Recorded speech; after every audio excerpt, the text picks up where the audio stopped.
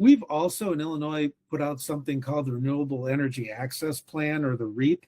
And we just are completing the second REAP now. And the idea behind the Renewable Energy Access Plan is to both talk about how much renewable energy we will need to meet our goals, and also how much transmission that we'll need to meet our goals. And then what are some of the most likely places for that? What are the places that make the most sense, given where the load is going to be, and then given where the power sources are?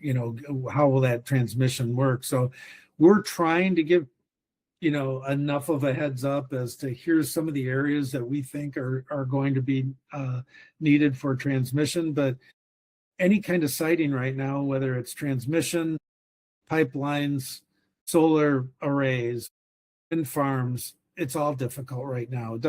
It actually doesn't matter what you're siting. It's gotten more difficult over time. Okay.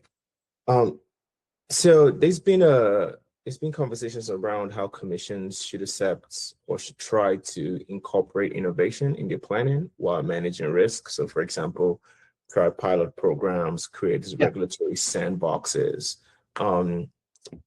Is the commission thinking about this? And are there any particular technology use cases where limited scope experimentation has proven to be very useful to the extent that it was now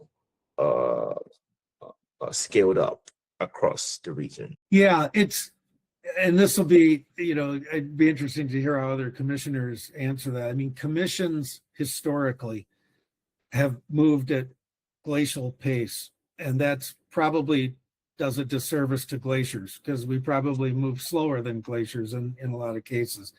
But there's good reason for that. And the reason for that is because it involves a whole lot of customer money.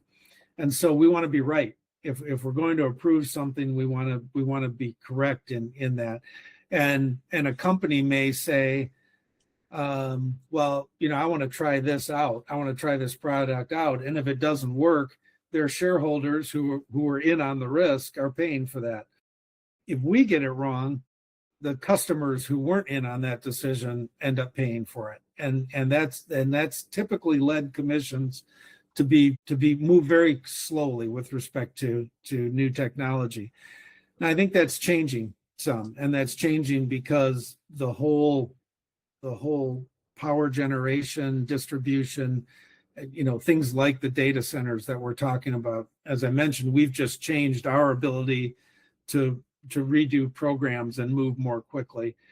I think pilots have a good place. You will find people that adamantly object to pilot programs, but I think pilots come about because of what I talked about earlier, and the need to see, all right, let's try this on a limited basis, see if that works.